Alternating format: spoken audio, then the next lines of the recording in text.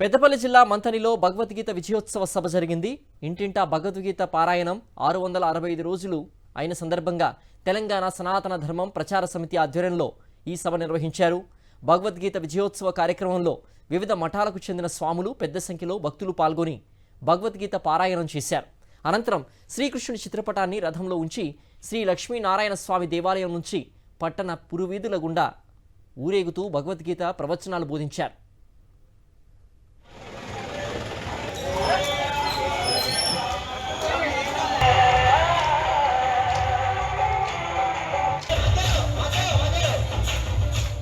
పెద్దపల్లి జిల్లా మంథనిలో భగవద్గీత విజయోత్సవ సభ జరిగింది.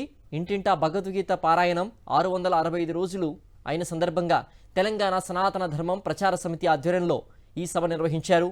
భగవద్గీత విజయోత్సవ కార్యక్రమంలో వివిధ మఠాలకు చెందిన స్వాములు పెద్ద సంఖ్యలో భక్తులు పాల్గొని భగవద్గీత పారాయణం చేశారు.